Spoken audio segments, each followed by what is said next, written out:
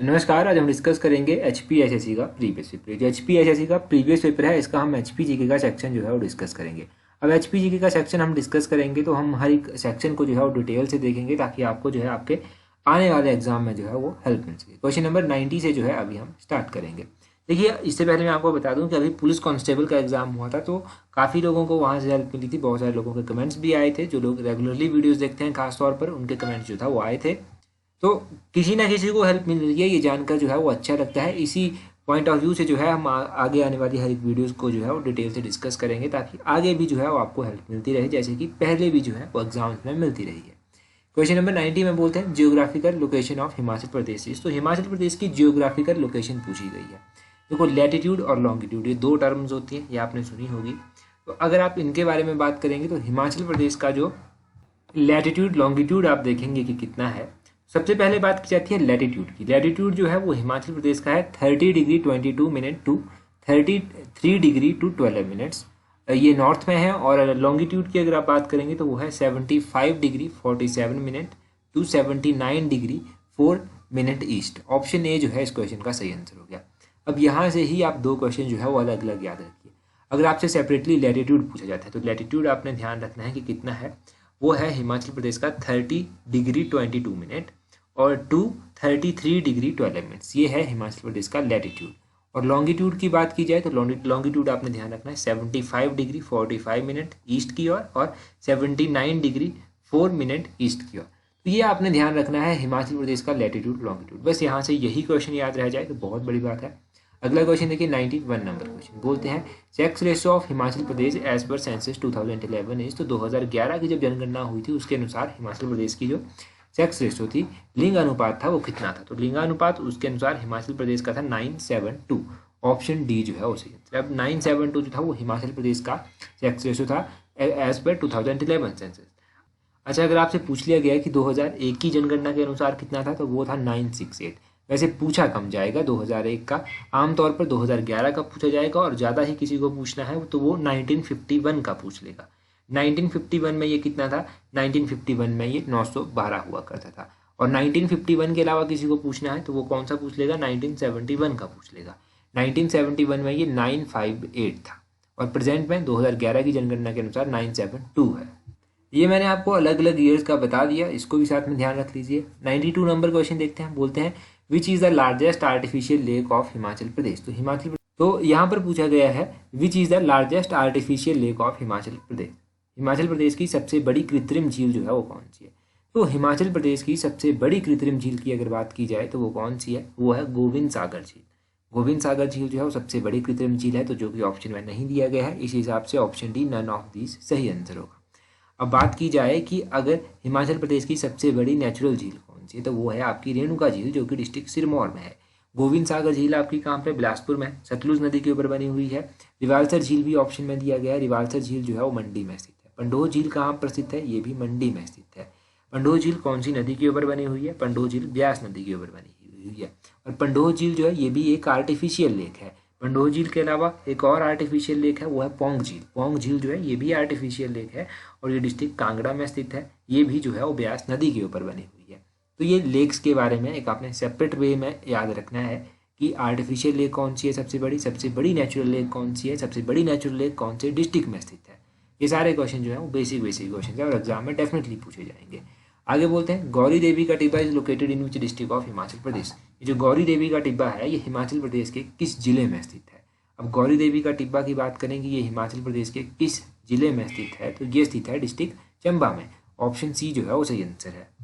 इसके अलावा क्वेश्चन पूछा जाता है कि नरसिंह टिब्बा कहाँ पर स्थित है, तो नरसिंह टिब्बा जो है ये भी डिस्ट्रिक्ट चंबा में स्थित है। डिस्ट्रिक्ट चंबा में मुख्य रूप से पीर पंजाल की पहाड़ियाँ जो है वो डिस्ट्रिक्ट चंबा में पड़ती हैं। डिस्ट्रिक्ट चंबा में जो है वो मणिमहेश यात्रा होती है और कैलाश पीक आपने याद रखना है कि ये भरमौर डिस्ट्रिक्ट चंबा में जो है वो स्थित है। ये डिस्ट्रिक्ट चंबा के हो गए। डिस्ट्रिक्ट कुल्लू की कुछ इंपॉर्टेंट पीक्स हैं जो कि मोस्ट इंपॉर्टेंट है। डिस्ट्रिक्ट कुल्लू की जो इंपॉर्टेंट पीक है उनमें एक तो कौन सी आती है, सित्तीधार आती है। सित्तीधार बहुत बार एग्जाम में पूछी गई है। इंदर किला आती है, ये आपने ध्यान रखना है। सोलंग पीक आती है, ये आपने ध्यान रखना है। दिब्बी पोखरी पिरामिड आता है, दिब्बी पोखरी पिरामिड ये भी कुल्लू में स्थित है। तो एक पिन पार्वती आता है, पतालसू आता है, ये आप ध्यान रखिए कि ये बेसिक सी पीक्स जो है वो कहाँ पर स्थित है, कुल्लू में स्थित है। तो ये आपको यहाँ से पता चल गया। अगला क्वेश्चन देखिए, अगले क्वेश्चन में क्या पूछते हैं, बोलते हैं Bhoranj subdivision is located in which district of Himachal Pradesh. मैं बहुत बार सब डिवीज़न के बारे में आपको बताता हूँ। एक दिन हमने कौन सी सब डिवीज़न पढ़ी थी, हमने बिजड़ी सब डिवीज़न पढ़ी थी। बिजड़ी सब डिवीज़न कहाँ पर थी, हमीरपुर में स्थित थी। अब भौरंज पूछा गया है तो भौरंज जो है ये भी हमीरपुर में ही पड़ता है, तो जो कि ऑप्शन में नहीं दिया गया है, तो इस हिसाब से option D none of these जो है वो सही आंसर हो जाएगा। उस दिन भी मैंने आपको बताया था, आज भी मैं आपको बताता हूँ कि हमीरपुर में जो है वो 5 विधानसभा की सीट्स आती हैं।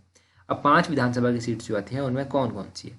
सबसे पहले नंबर पर तो हमीरपुर खुद एक विधानसभा की सीट है, वो आपने ध्यान रखना है। हमीरपुर के अलावा सुजानपुर जो आपको पता ही होगा वो एक विधानसभा की सीट है। सुजानपुर के अलावा आपका ये जो भौरंज है, भौरंज भी जो है एक जो है आपकी विधानसभा की सीट है यहाँ पर। भौरंज के अलावा एक बड़सर है, बड़सर जो है वो कहाँ पर पड़ता है, ये भी हमीरपुर में पड़ता है। ये भी जो है विधानसभा की सीट है। और बड़सर के अलावा आपका most important famous Nadaun, Nadaun भी एक विधानसभा की सीट है जो कि हमीरपुर में स्थित है। तो ये 5 विधानसभा की सीट्स हैं। अभी हम सब डिवीज़न के बारे में बात ना कर विधानसभा के बारे में ही बात कर लेते हैं कि ऊना में कितनी विधानसभा की सीट्स हैं। तो ऊना में देखिए 5 विधानसभा की सीट्स आती हैं। मंडी में कितनी विधानसभा की सीट्स हैं, मंडी ऑप्शंस में दिया गया है, तो मंडी में जो है वो 10 विधानसभा की सीट्स आती हैं। कितनी, 10 विधानसभा की सीट्स आती हैं। कांगड़ा में कितनी विधानसभा की सीट्स हैं, तो कांगड़ा में आपने ध्यान रखना है कि 15 विधानसभा की सीट्स हैं। बाकी आपका जो भी डिस्ट्रिक्ट है आपने अपना डिस्ट्रिक्ट ज़रूर याद रखना है कि कौन सा सब डिवीज़न आपके डिस्ट्रिक्ट में पड़ता है, कितने सब डिवीज़न पड़ते हैं। और आप चाहें तो कमेंट कर सकते हैं, एक अच्छा डाटा जो है हमारे पास इकट्ठा हो जाएगा कमेंट बॉक्स में और बहुत लोगों को हेल्प मिल जाएगी। एक हमारा विधानसभा सीट बचाती है शिमला, जो कि मोस्ट इंपॉर्टेंट है। शिमला में जो है वो 8 विधानसभा की सीट्स पड़ती हैं, ये भी ध्यान रखना है। तो ये बेसिक क्वेश्चन आपने यहाँ से ध्यान रखना है। अगला क्वेश्चन है Phulaich festival is celebrated in which district of Himachal Pradesh. एक दिन मैंने एक सेपरेट ही वीडियो आपसे डिस्कस की थी जिसमें मैंने आपको सिर्फ फेयर और फेस्टिवल हिमाचल के बताए थे। तो फुलेज फेस्टिवल हमने पढ़ा था कि किन्नौर डिस्ट्रिक्ट में जो है वो सेलिब्रेट किया जाता है। अब ये किन्नौर में सेलिब्रेट किया जाता है, तो ये आपने ध्यान रखना है। किन्नौर के और भी फेयर और फेस्टिवल मैं आपको बताता रहता हूँ, एक बार फिर से रिवाइज कर लेते हैं। देखो आपका जो किन्नौर है, किन्नौर में आपका एक तो लोसर फेस्टिवल लगता है। लोसर फेस्टिवल किन्नौर के साथ साथ लाहौल में भी लगता है, परंतु ये ध्यान रखना है। साजो फेस्टिवल आपका किन्नौर में लगता है। एक खेपा फेस्टिवल है, ये भी जो है वो कहाँ पर लगता है, किन्नौर में लगता है। और किन्नौर के बारे में आपने एक और क्वेश्चन ध्यान रखना है कि किन्नौर में वैली ऑफ ग्रेप्स भी स्थित है, जो कहाँ पर है, जिसको रिब्बा वैली जो है, रिब्बा वैली को वैली ऑफ ग्रेप्स भी जो है वो कहते हैं, अंगूरों को घेटी कहते हैं। तो ये भी ध्यान रखिए। और फेयर फेस्टिवल की जो अलग से वीडियो है वहाँ से भी आप अलग से अच्छे से जो है वो रिवाइज कर सकते हैं। ये छोटी छोटी वीडियो डेफिनेटली 2-2, 3-3 मिनट की होती हैं और बहुत हेल्प करती हैं आपके एग्जाम में। 96 नंबर क्वेश्चन देखिए, बोलते हैं Dungri fair celebrated in which district of Himachal Pradesh. Dungri मेला जो है वो हिमाचल प्रदेश के किस जिले में मनाया जाता है। तो डुंगरी माता का मंदिर कहाँ पर स्थित है, डुंगरी मेला कहाँ पर लगता है, ये आपको पता होना चाहिए। डुंगरी माता का मेला यानी कि हडिम्बा माता का मेला, क्योंकि हडिम्बा माता को ही डुंगरी माता कहा जाता है। और ये मेला कुल्लू में लगता है। कुल्लू में एग्जैक्टली कहाँ पर लगता है, मनाली में लगता है। तो ये आपने ध्यान रखिए पहले। दूसरा आप ध्यान रखिए कि कुल्लू में और कौन कौन से फेयर फेस्टिवल लगते हैं। देखो कुल्लू का दशहरा बहुत फेमस है, ढालपुर मैदान में लगता है, ढालपुर ग्राउंड में जो है ये लगता है। इसके अलावा भुंडा फेस्टिवल जो है ये कुल्लू का है और बहुत इंपॉर्टेंट है। कुल्लू के साथ साथ ये निरमंड में लगता है, जो एग्जैक्टली लगता है ये निरमंड में लगता है भुंडा फेस्टिवल। और परशुराम के साथ इसको जोड़ा जाता है, भगवान परशुराम के साथ। एक बुढ़ी दिवाली है, बुढ़ी दिवाली भी निरमंड की काफ़ी फेमस है। ये तो मोस्ट कॉमन हो गए जो आपने ध्यान रखने हैं कुल्लू के। और साथ में आप मुझे कमेंट करके जल्दी से बता दीजिए कि सिप्पी मेला कहाँ पर लगता है। एक सिप्पी मेला है, सिप्पी मेला जो है वो कहाँ पर लगता है, ये आप जल्दी से कमेंट करके बता दीजिए। बहुत आसान क्वेश्चन है। अगला क्वेश्चन देखिए, बोलते हैं the youngest girl of Himachal Pradesh to scale Mount Everest is. तो माउंट एवरेस्ट पर फतेह करने वाली हिमाचल प्रदेश की सबसे छोटी लड़की कौन सी थी, क्या नाम था उनका? उनका नाम था डिक्की डोलमा। ऑप्शन डी जो है वो सही आंसर है। डिक्की डोलमा का नाम आपने बहुत बार सुना होगा, बहुत बार अपनी किताबों में पढ़ा भी होगा। इन्होंने सबसे छोटी कम उम्र में जो था ये माउंट एवरेस्ट जो था वो फतेह की थी।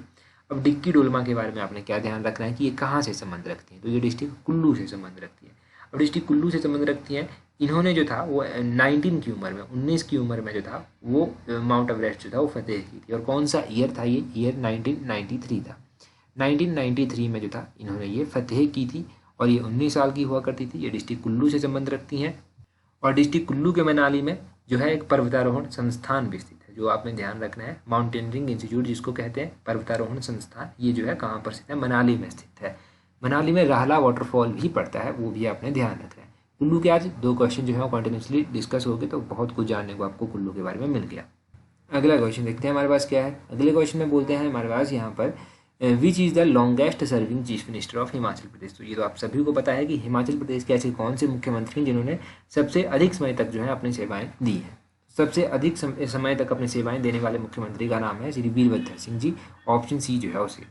अब वीरभद्र सिंह जी जो है इन्होंने सबसे अधिक समय तक अपनी सेवाएं दी हैं। इनके बारे में भी क्वेश्चन एग्जाम में पूछा सकता है कि कितनी बार जो है वो हिमाचल प्रदेश के मुख्यमंत्री रह चुके हैं। तो ये भी आपको पता होना चाहिए कि कितनी बार रह चुके हैं हिमाचल प्रदेश के मुख्यमंत्री। ये 6 बार हिमाचल प्रदेश के मुख्यमंत्री जो है वो रह चुके हैं। अब 6 बार हिमाचल प्रदेश के मुख्यमंत्री रहे हैं, तो कौन कौन से ईयर में जो था ये हिमाचल प्रदेश के मुख्यमंत्री बने थे। सबसे पहली बार कब बने थे, पहले तो ये बताइए। तो सबसे पहली बार ये मुख्यमंत्री बने थे 1983 में। 1983 में बने थे और 1985 तक जो था ये मुख्यमंत्री रहे थे। दूसरी बार ये 1985 में बने थे और 1990 तक रहे थे। तीसरी बार ये 1993 में बने थे और 1998 तक रहे थे। उसके बाद ये चौथी बार 1998 में बने और पांचवी बार जो था ये कब बने थे, 2003 में बने थे। 2003 से लेकर 2007 तक ये मुख्यमंत्री रहे। और उसके बाद लास्ट टाइम छठी बार आप कह लीजिए कब बने थे, 2012 में बने थे। 2012 से लेकर 2017 तक जो था ये हिमाचल प्रदेश के मुख्यमंत्री रहे थे। हिमाचल प्रदेश के सबसे पहले मुख्यमंत्री थे डॉक्टर यशवंत सिंह परमार, जो 1952 में मुख्यमंत्री बने थे और 1956 तक मुख्यमंत्री रहे थे। फिर कंटिन्यूसली 4 बार जो था ये मुख्यमंत्री बने थे। उसके बाद हिमाचल प्रदेश के मुख्यमंत्री जो बने थे वो रामलाल ठाकुर बने थे 1977 में, और उसके बाद शांता कुमार बने थे 1977 में। ये 1980 तक रहे थे। शांता कुमार 2 बार जो है वो हिमाचल प्रदेश के मुख्यमंत्री बन चुके हैं। पहली बार ये जब बने थे तो 1977 से लेकर 1980 तक बने थे, और दूसरी बार जब ये बने थे तो 1990 से लेकर 1992 तक बने थे। तो ये आपने ध्यान रखना है। शांता कुमार जी के बारे में भी हो सकता है इनके बारे में पूछ लिया जाए। अगला क्वेश्चन देखिए। अगले क्वेश्चन में बोलते हैं which ruler of Chamba prohibited the killing of mice in his kingdom. तो चंबा के ऐसे कौन से शासक हुए जिन्होंने अपने शासनकाल के दौरान जो था वो चूहों की हत्या पर रोक लगा दी थी। तो चंबा के ऐसे शासक भी हुए जिन्होंने चूहों की हत्या पर रोक लगा दी थी। इनका नाम था मुशाण वर्मन। मुशाण आपको पता है चूहे को ही कहते हैं, तो ऑप्शन डी सही आंसर है, नन ऑफ दी, जो कि ऑप्शन में नहीं दिया गया है। अब मुशाण वर्मन ऐसे राजा हुए जिन्होंने चूहों की हत्या पर रोक लगा दी थी। कहते हैं कि जब इनका जन्म हुआ था, जब जन्म हुआ था तो इनको प्रोटेक्ट करने के लिए, इनका जन्म कहीं बाहर हुआ था महल से, तो प्रोटेक्ट करने के लिए चूहों ने जो था वो इनको प्रोटेक्ट किया था वहाँ पर। जैसे ही किसी ने देखा कि चूहों ने इनकी रक्षा की है, तो इनका नाम जो था उसी टाइम से मुशाण वर्मन जो था वो पड़ गया था, और इन्होंने जो था वो उसकी रिस्पेक्ट करते हुए चूहों की हत्या पर जो था वो रोक लगा दी थी।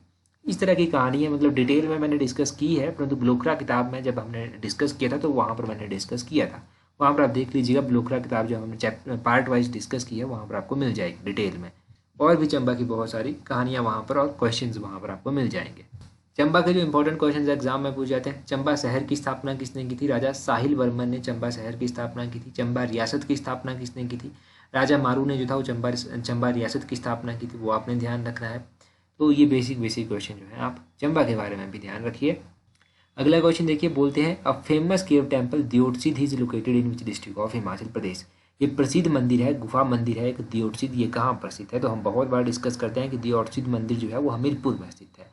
हमीरपुर में स्थित है ये दियोटसिद मंदिर। और इसके अलावा आपने ध्यान रखना है कि बाबा बालकनाथ मंदिर कहाँ प्रसिद्ध है? तो इसी मंदिर को बाबा बालकनाथ मंदिर कहा जाता है और ये हमीरपुर में स्थित है।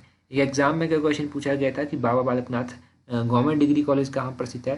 तो वो कहाँ प्रसिद्ध है? वो स्थित है आपका डिस्ट्रिक्ट हमीरपुर के चकमोह में। चकमोह में वो स्थित है। हमीरपुर में कुछ फेस्टिवल भी लगते हैं। एक तो दियोटसिद मेला आपने ध्यान रखना है कहाँ पर लगता है, ये कहाँ पर लगता है? हमीरपुर में ही लगता है। गसोता मेला हमीरपुर में लगता है, वो आप ध्यान रखिए।